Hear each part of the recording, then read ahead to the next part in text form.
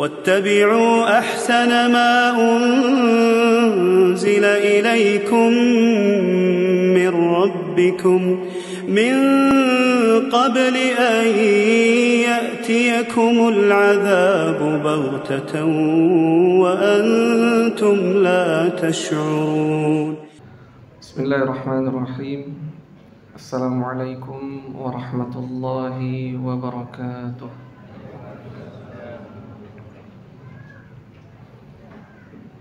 إن الحمد لله نحمده تعالى ونستعينه ونستغفره ونتوب إليه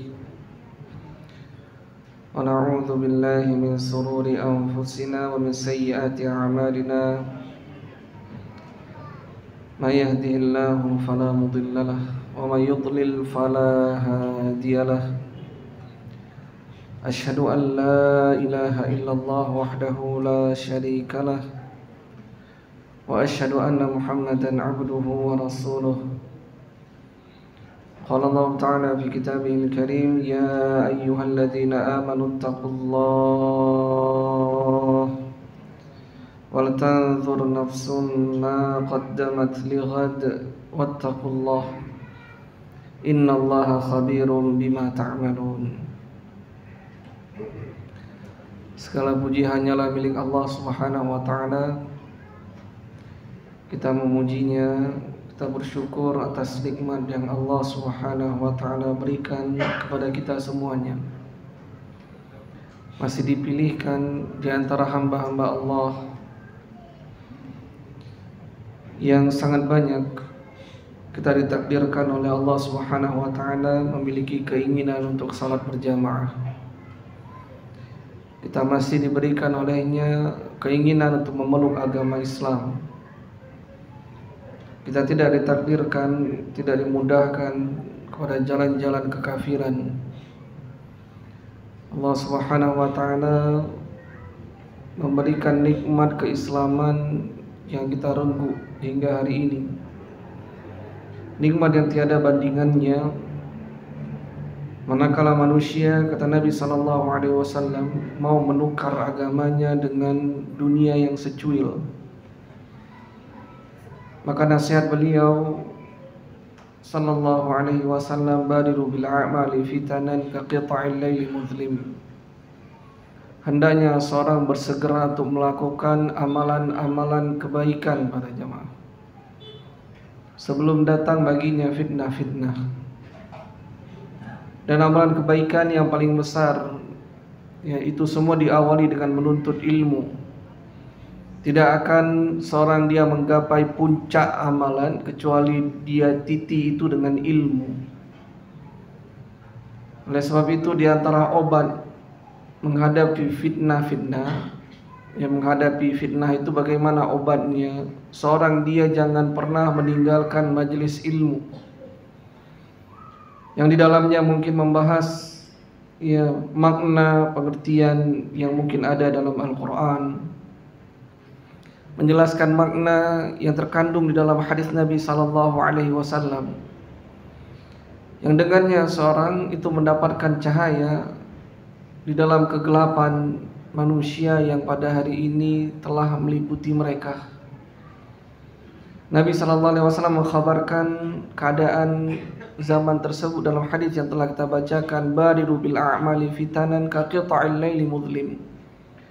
Yusbihu rajulun mu'mina wa yumsi kafira wa yumsi mu'minan wa yusbihu kafira yabi'u dinahu bi'aradin minad dunya qalil. Apa kata Nabi SAW? Hendaknya seorang dia memperbanyak amalannya, berlomba-lomba di atasnya, sebelum datang kepadanya potongan-potongan fitnah. Qita'il laili muzlim itu seperti potongan gelap malam. Ya, yusbihu rajulun mu'mina wa yumsi kafira. Coba bayangkan para jamaah, di pagi hari dia mukmin, sore hari dia telah kafir. Sebegitu mudahnya dia mengganti, menukar agamanya, sesuatu yang mungkin dia peluk selama ini. Dan bisa jadi juga dia di sore hari dalam keadaan mukmin, yang di pagi hari sudah kafir. Yabi'u dinahu bi'aradin minad dunya qalil. Kenapa demikian? Karena dia tukar agamanya itu dengan agama yang sedikit, dengan dunia yang sedikit ya. Dia tukar agamanya ya demi dunia yang sedikit. Oleh sebab itu menghadapi fitnah-fitnah itu, baik itu fitnah syubhat ataupun fitnah syahwat, di antara senjata paling utama para jamaah, jangan pernah meninggalkan majelis ilmu. Benar, menghadiri majelis ilmu itu sulit. Benar, padanya ada berbagai macam cobaan. Kita tinggalkan ya perdagangan kita sesaat. Kita tinggalkan nikmatnya ya tempat tidur yang harusnya sudah kita berada di atasnya karena lelahnya kita bekerja. Benar, ya seorang dia duduk dari waktu maghrib sampai waktu isya untuk belajar beberapa ayat atau sekedar mengingat kembali apa yang Allah Subhanahu wa taala firmankan atau sabda Nabi sallallahu alaihi wasallam di dalam hadisnya. Tetapi itu semua ya Allah Subhanahu wa taala la yudhi'u ajral muhsinin, tidak akan menyia-nyiakan amalan seorang yang beramal. Orang-orang yang berbuat kebaikan Allah tidak akan menyia-nyiakan amalannya. Para jamaah sekalian, kita ini adalah manusia yang tidak memiliki banyak kemuliaan. Kita adalah manusia yang lemah semangatnya beribadah. Kita adalah manusia ya yang sedikit azamnya dalam ketaatan kepada Allah. Banyak kemaksiatan kita lakukan, hanya kita yang mengetahuinya dan Allah Subhanahu wa taala. Allah dan kita yang mengetahui kemaksiatan yang kita lakukan. Coba perhatikan para jamaah.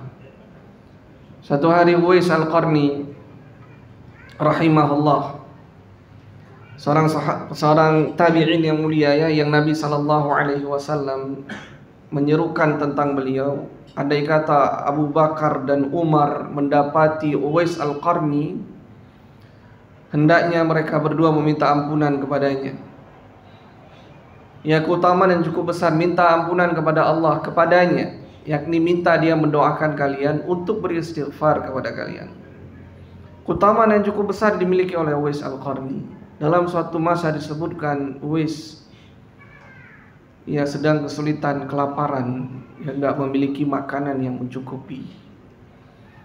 Ya, ini hamba Allah yang utama para jamaah. Dibukakan atau tidak kepada beliau dunia, ditutup ternyata sedikit. Dan ini diantara keutamaan yang Allah berikan kepada Uwais Al-Qarni. Mau dibuka dunia dia tutup.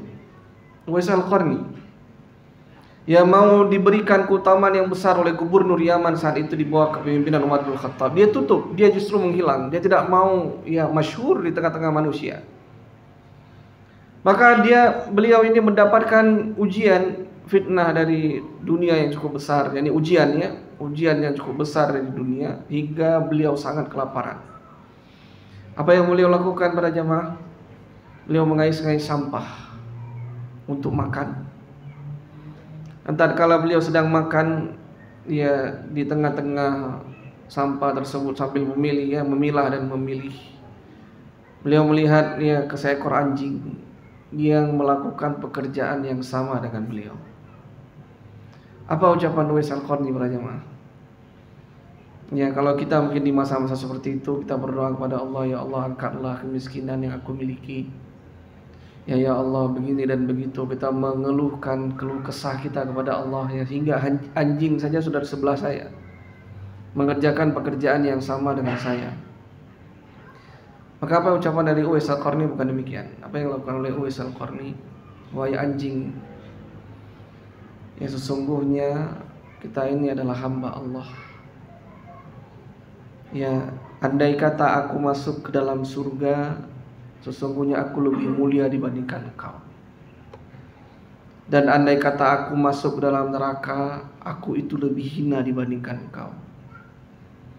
Ucapan para jamaah. Wahai anjing, andai kata aku masuk surga, aku lebih mulia dibandingkan engkau. Tapi kalau aku masuk neraka Allah, aku melakukan kemaksiatan, ya aku tidak bersemangat melaksanakan ketaatan. Ya, hal-hal yang terbuka yang sudah dimudahkan oleh Allah, aku tidak memiliki rasa khusyuk di dalamnya. Ya, maka andai kata Allah memasukkan aku dalam neraka, aku lebih rendah dibandingkan dia. Ya maka kata beliau, ya kemudian melanjutkan ucapannya, maka engkau makan di bagianmu, aku makan di bagianku. Para jamaah sekalian, ini semua menunjukkan diselamatkannya seseorang dari api neraka, masukkan dalam surga itu kesuksesan yang nyata, yang hakiki, yang harusnya dijadikan cita-cita seorang mukmin.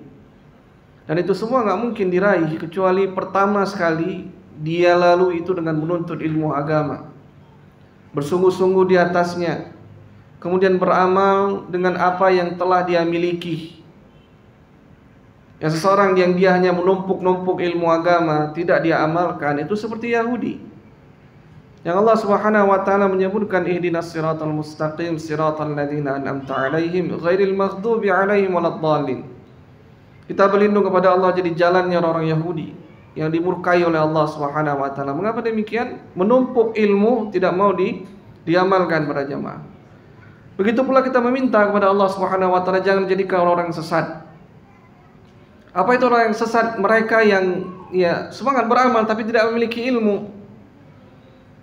Maka Islam itu melindungi, menegaskan kita itu berada di pertengahan di antara keduanya. Kita harus belajar.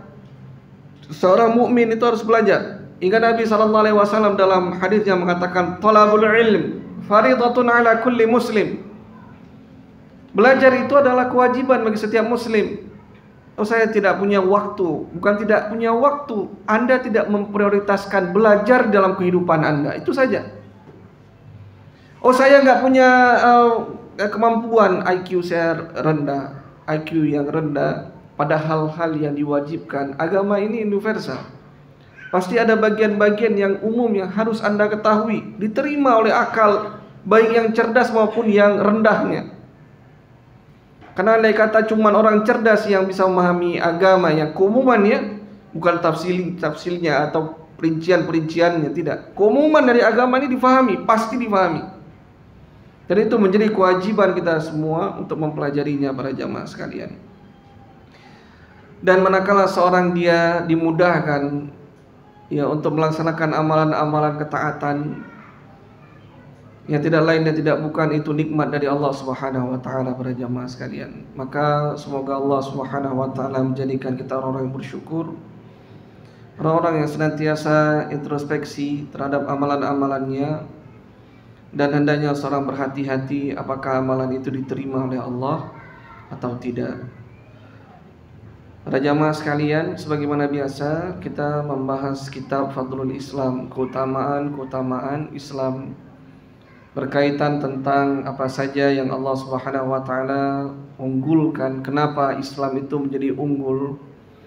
Ya, di antara agama-agama, di antara umat-umat yang lain, dan di antara para pemeluk-pemeluknya.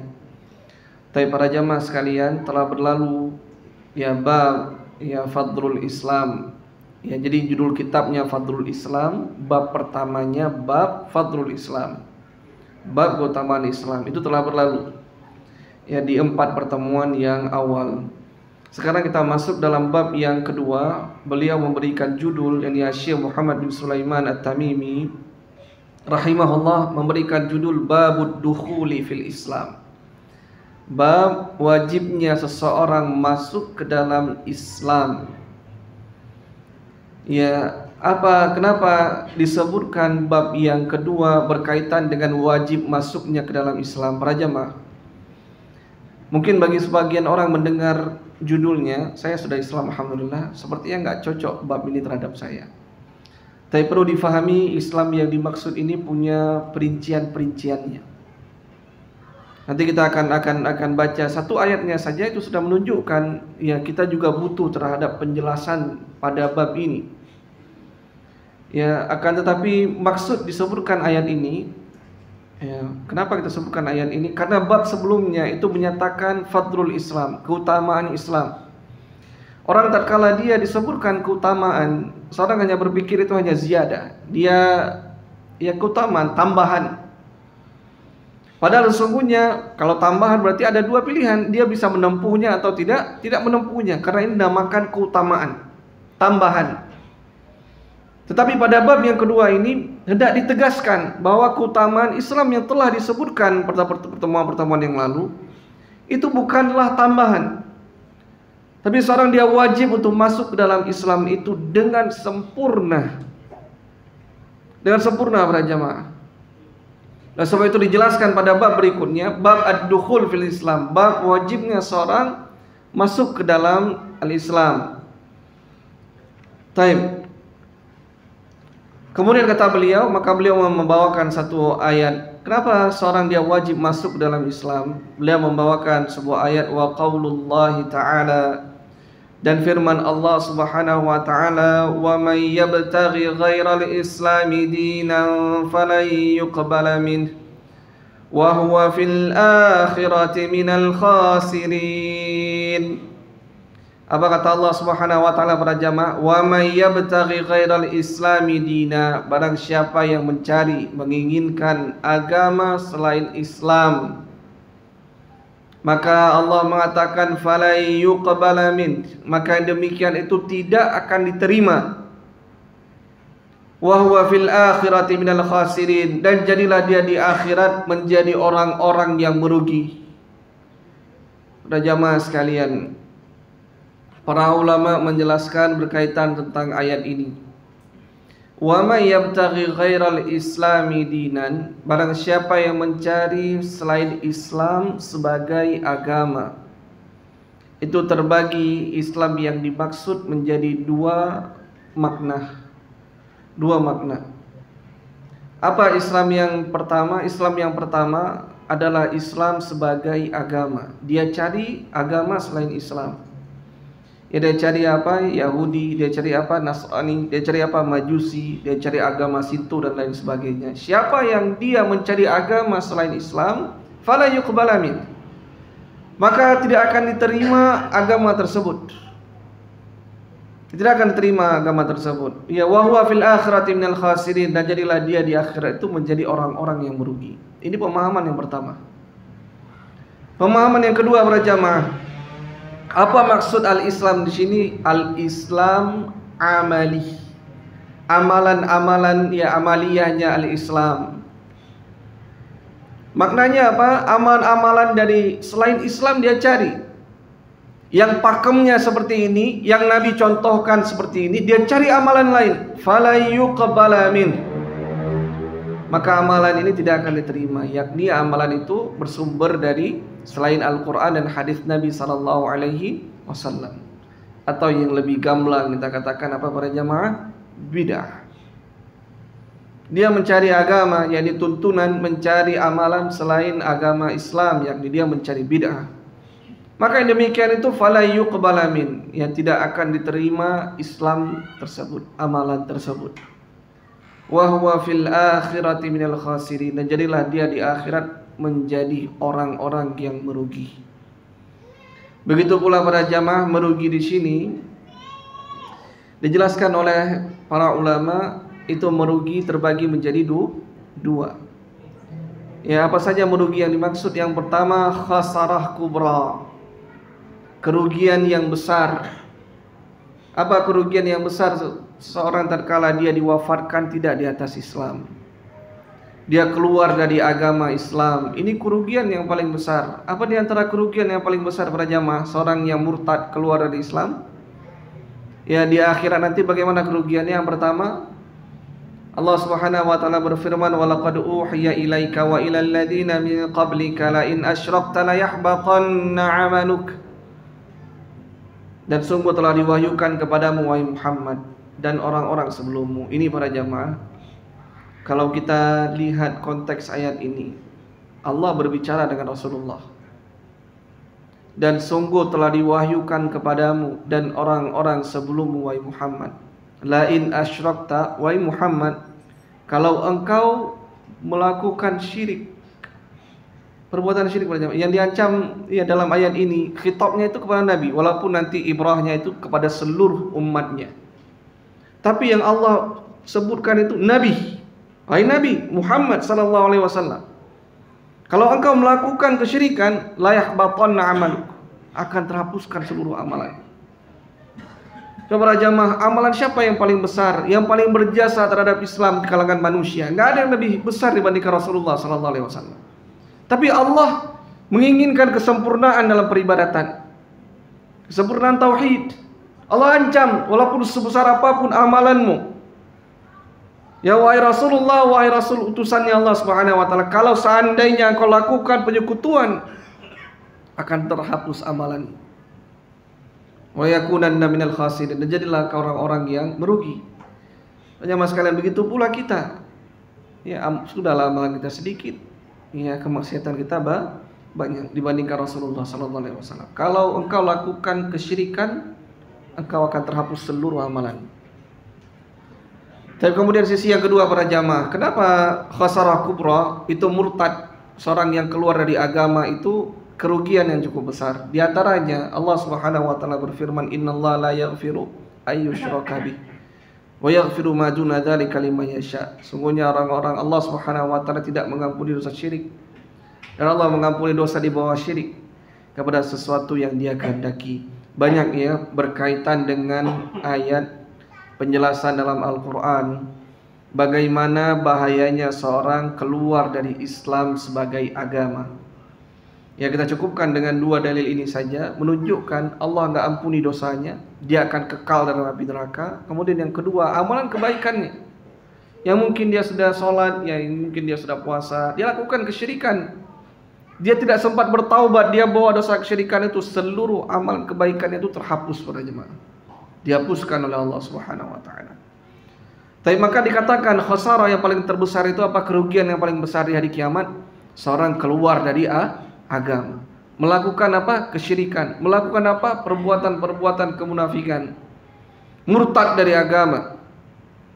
Tapi batal keislamannya, dan pembatal keislaman itu banyak, bukan hanya perkara kesyirikan. Tapi kemudian yang kedua, khasarah yang dimaksud dalam ayat ini, ia khasarah sughra, kerugian yang kecil.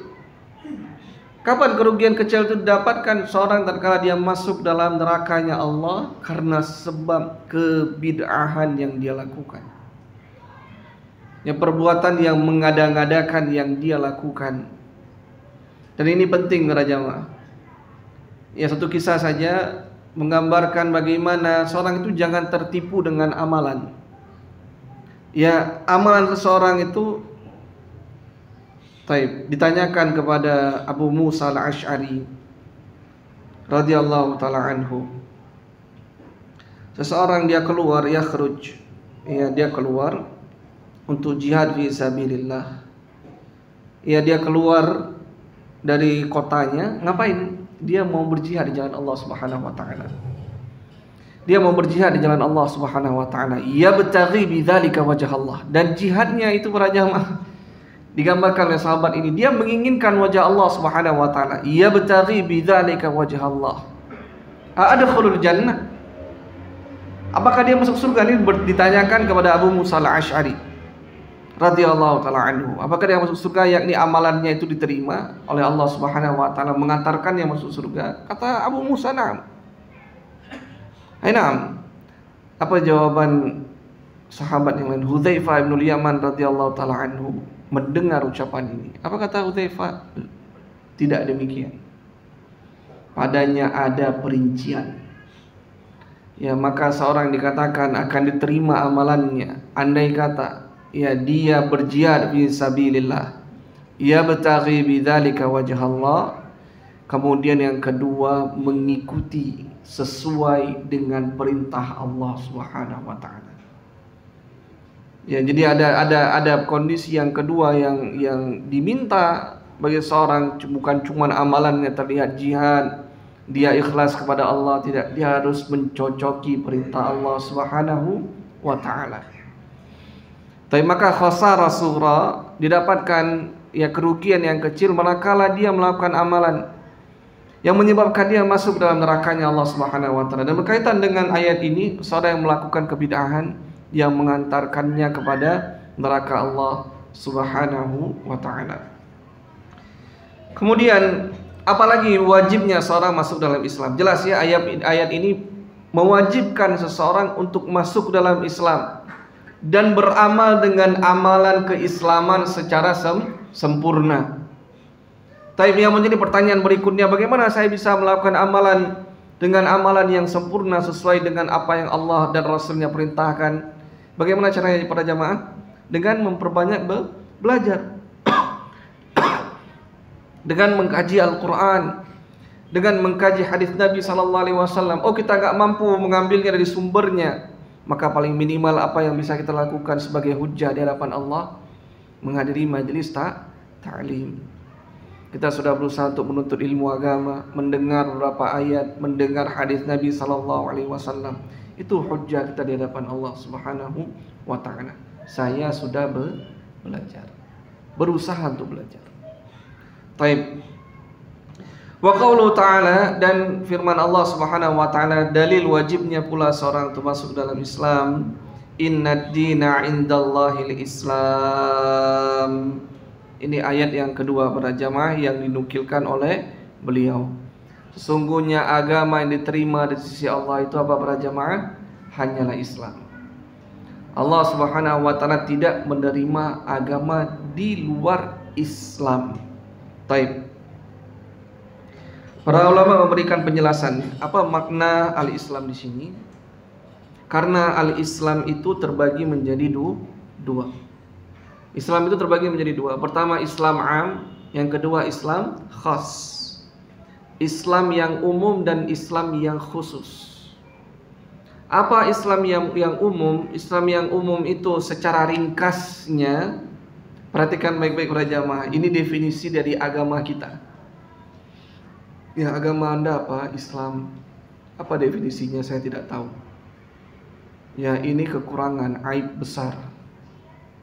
Nggak pantas seperti itu. Itu sama kayak orang, Anda kerja di dinas kesehatan. Dinas kesehatan itu kerja apa? Nggak tahu. Anda kerja atau tidak?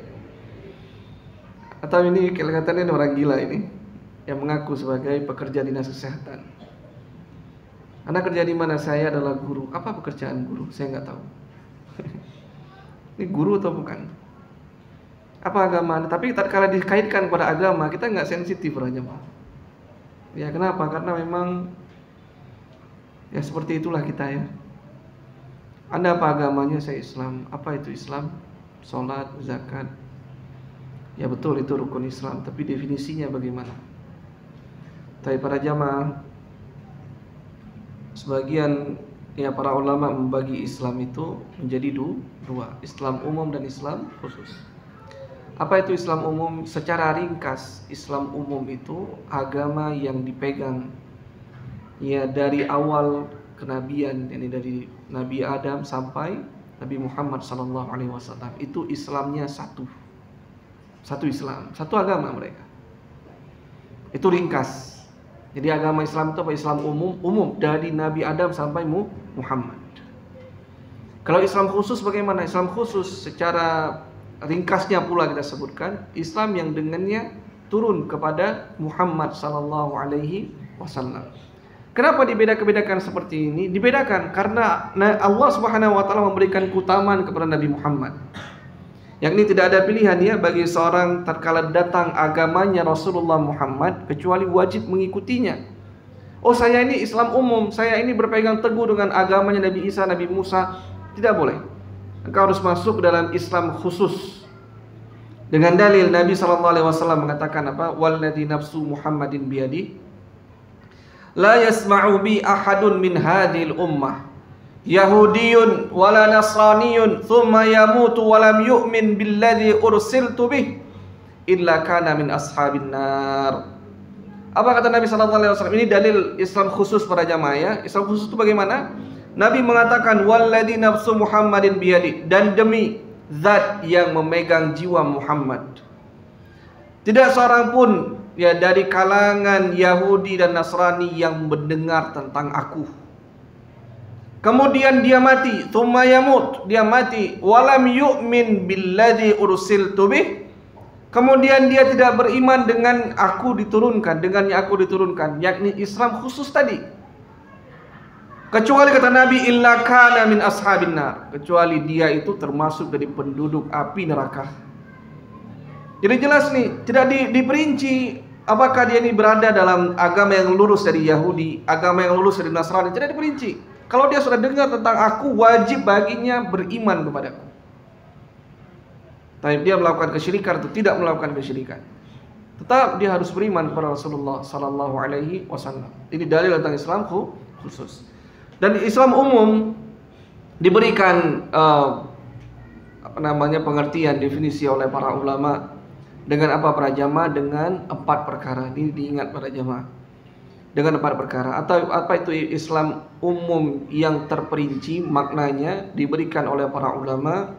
Al-istislamu lillahi bitauhidi wal inqiyadu lahu bitta'ati wal khulus wal bara'atu minasyirki wa ahlihi.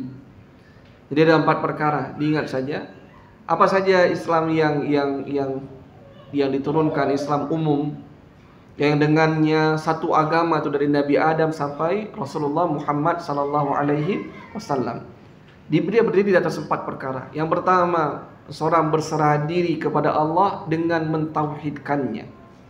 Jadi agama yang dari Islam umum itu dari Nabi Adam sampai Rasulullah Muhammad, mereka ini mentauhidkan Allah. Mentauhidkan Allah. Kalau kita perinci lagi apa intinya? Mengesahkan Allah ya dalam sifat-sifat Allah, nama-namanya, dalam penyembahan kepadanya, dan juga dari perbuatan-perbuatan Allah. Baik, ini nanti kalau kita bahas lumayan panjang nih para jamaah. Intinya apa? Mengesahkan Allah. Kemudian yang kedua, wal inqiyadu lahu bitta'ah. Cukup enggak tauhid? Tidak cukup. Yang kedua, mereka tunduk kepada Allah dengan melaksanakan ketaatan. Tunduk dalam ketaatan ini tercakup padanya 2 hal. Mengerjakan apa yang diperintahkan, menjauhi apa yang dia larang. Itu baru namanya taat. Oh, saya cuma mau sholat, zina saya nggak mau berhenti. Oh, nggak bisa, engkau belum taat. Oh, saya maunya berzakat tapi saya masih tetap mau ya korupsi dan lain sebagainya. Nggak bisa. Anda belum taat kalau seperti itu kepada Allah dan Rasulnya. Anda belum sempurna keislamannya. Maka pilar yang kedua yang diminta dari definisi Islam itu adalah tunduk kepada Allah dengan ketaatan. Kemudian yang ketiga, ikhlas. Yang memurnikan agama, itu peribadatan kepada Allah Subhanahu wa taala. Sebenarnya ini juga penegasan kembali terhadap keesaan Allah. Esa dalam peribadatan. Kita mengesahkan Allah dalam peribadatan. Apa maknanya? Ibadah kita ditujukan hanya untuk Allah. Ya bukan untuk apa para jamaah. Ya kenapa sholat? Ya ada mertua, calon mertua. Kenapa sholatnya Masya Allah? Ya ada bos. Bos saya suka kalau saya sholat di masjid. Kenapa Anda sholat? Ya sedang kebetulan mampir. Yang seperti ini tidak memiliki nilai yang besar di sisi Allah. Kemudian yang keempat, apa para jamaah? Wal bara'atu minasyirki wa ahlihi. Berlepas diri dari kesyirikan dan para pelaku kesyirikan. Ini penting nggak? Poin yang keempat ini sangat penting. Seorang dia wajib mengikrarkan diri, berlepas diri dari kesyirikan. Itu kalimat la ilaha. Tidak ada sesembahan yang berhak disembah illallah, kecuali Allah. Dia pertama sekali mengingkari dulu seluruh sembahan-sembahan. Kemudian ditetapkan sesembahannya hanya satu saja. 4 perkara. Apa saja para jamaah? Yang pertama, tauhid, ya mengesahkan Allah Subhanahu wa taala. Kemudian yang kedua apa para jamaah? Ya tunduk taat. Kemudian yang ketiga, ikhlas. Kemudian yang keempat, berlepas diri dari kesyirikan dan para pelaku kesyirikan. Ini agama dari Nabi Adam sampai Rasulullah Muhammad sallallahu alaihi wasallam. Ini Islam umum. Ya, oleh sebab itu dalam sebuah hadis disebutkannya bahwasanya al-anbiya'u ya ukhwatun wa dinuhum wahidun. Itu para nabi itu saling bersaudara. Ya, satu keturunan. Ya, yang kalau dicari itu bisa ditemukan. Dan agama mereka satu. Apa agama mereka satu? Yakni Islam umum. Taib di dalam ayat ini, innad dina indallahil Islam, hanyalah sesungguhnya agama yang di sisi Allah itu hanya Islam. Islam apa ini yang dimaksud? Islam umum. Taib Islam umum. Kalau saya dicari selain Islam umum, apakah dia masuk dalam surga? Jawabannya tidak. Para jamaah, coba untuk perhatikan nih. Kalau seandainya kita sudah paham ya, 2 ayat yang pertama saja dulu, bahwasannya seorang yang dia berpegang teguh dengan agama keislaman, kemudian dia beramal dengan amalan Islam yang sempurna, dia akan terhindar dari kerugian. Anda tahu, seseorang yang bisa terhindar dari kerugian itu, dia mendapatkan nikmat yang cukup besar. Anda bisa terhindar dari 2 kerugian itu. Kita pada hari ini terlahir dalam keadaan muslim. Anda meminta kepada Allah Subhanahu wa ta'ala menjadi seorang muslim. Kebanyakan dari kita nggak pernah meminta. Kita diberikan rezeki yang cukup besar dari Allah, nggak perlu lagi mencari. Orang tua kita muslim, kita terlahirkan dalam keadaan muslim, dibimbing di atas keislaman. Tapi besar sekali, Anda terhindar dari khusrah kubra yang paling besarnya. Ya, terhindar dari kerugian yang paling besar. Sekarang pada hari ini Anda berusaha mencari, ya, terhindar dari khusrah sughra, dari kerugian yang kecil. Sekarang kita meniti jalan, ya, berusaha belajar gimana sebenarnya tuntunan Allah dan Rasulnya dalam agama ini. Seorang dia mencari seperti itu, dia sudah berada di atas tracknya, di jalannya.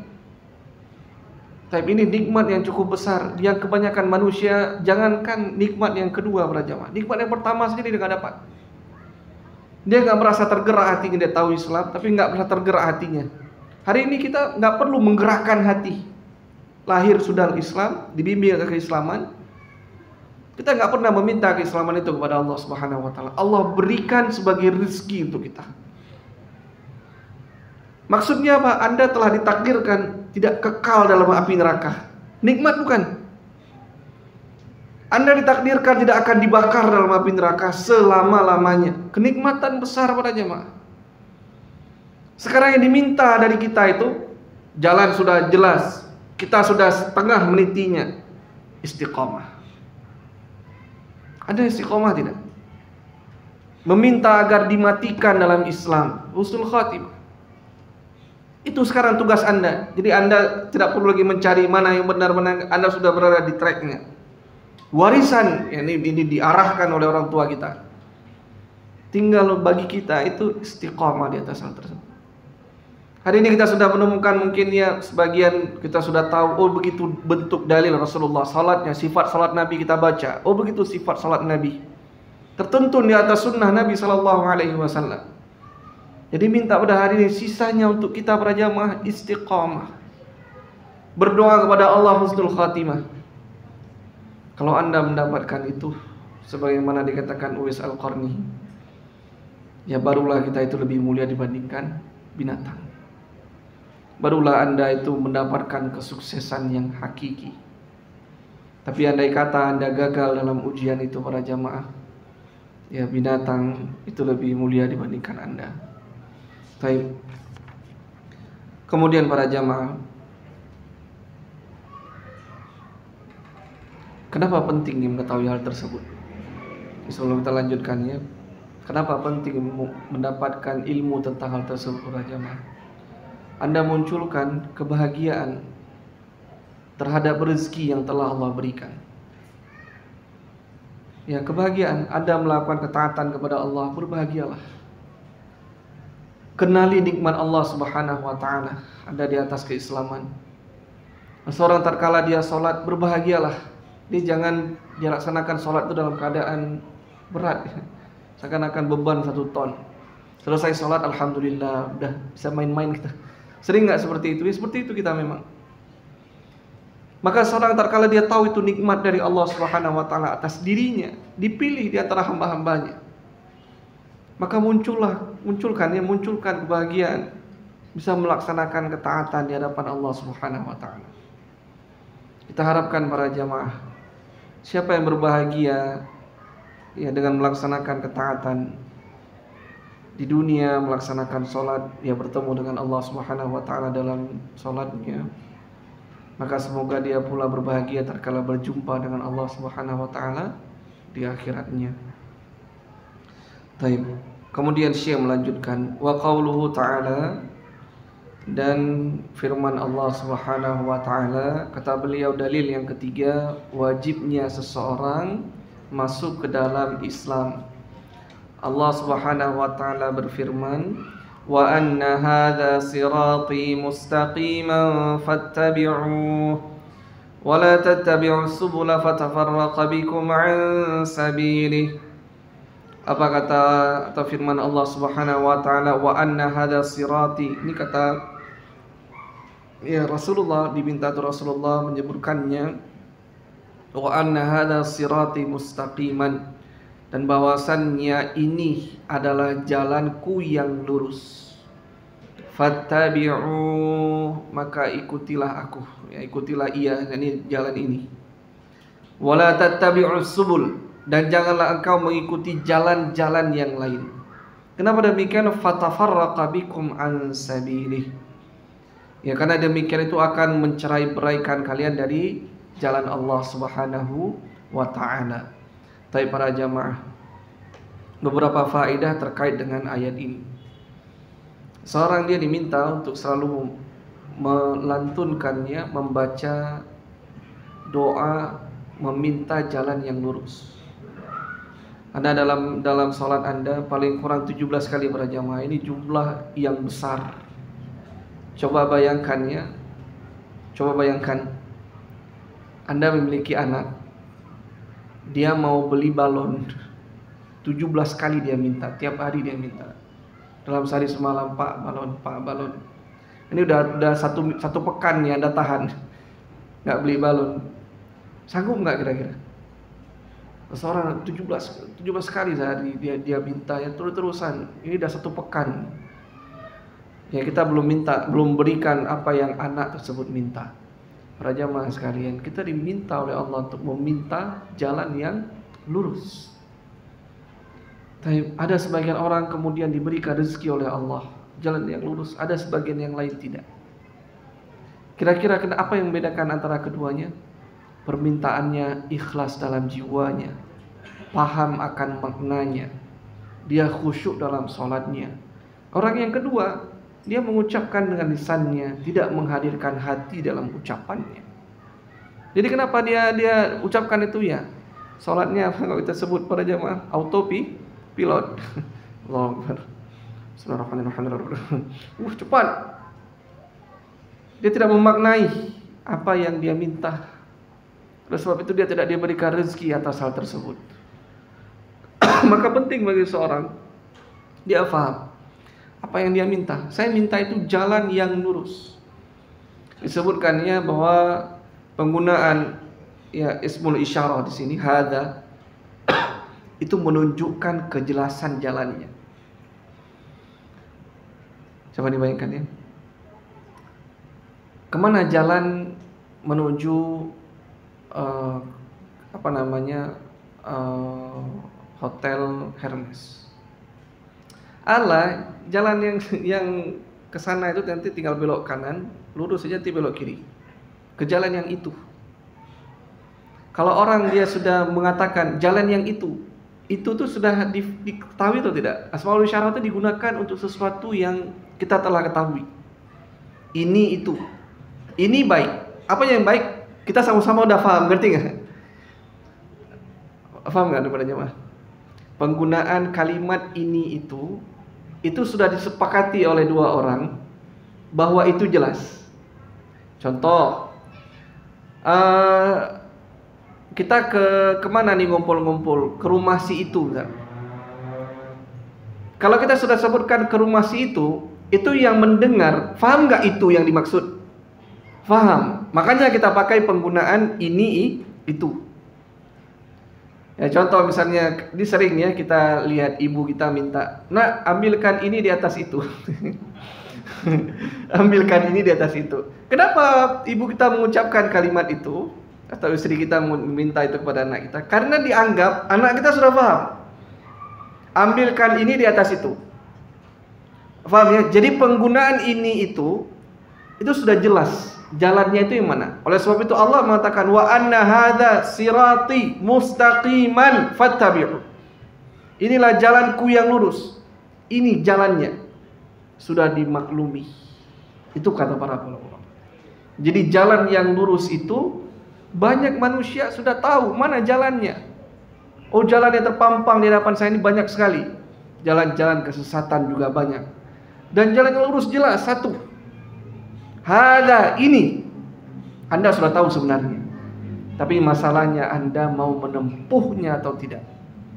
Sebab itu Nabi mengatakan, ini jalanku yang lurus. Kalian sudah paham. Hingga kata Nabi SAW, ya, taraktukum 'alal mahajjatil bayda lailuha kanahariha la yazighu anha illa halik.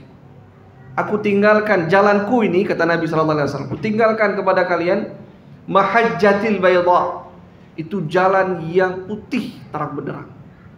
Lailuha kanahariha, malamnya itu kayak siangnya. Kenapa bisa seperti itu para jamaah? Karena jalannya itu jelas sekali. Karena petunjuk Nabi itu sudah ada. Masalahnya sekarang kita tetap dalam kegelapan. Kenapa para jamaah? Kita nggak mau ambil itu cahayanya. Kita justru menempuh bukan jalannya Nabi SAW. Hingga apa? Gelap. Anda masuk gua, Anda masuk terowongan, memilih untuk melewati tunnel misalnya. Gelap. Padahal jalannya bukan seperti itu. Lailuha kanahariha la yazighu anha illa halik, kata Nabi SAW. Tidak ada yang berpaling dari jalan tersebut kecuali pasti akan binasa. Taib. Demikian para jamaah. Sudah azan ya? Sudah azan? Taib. Secara kesimpulan para jamaah sekalian, nikmat agama sesuatu yang pantas untuk disyukuri dan istiqamahlah. Subhanakallahumma bihamdik, asyhadu an la ilaha illa anta, astaghfiruka wa atubu ilaik. Assalamualaikum warahmatullahi wabarakatuh.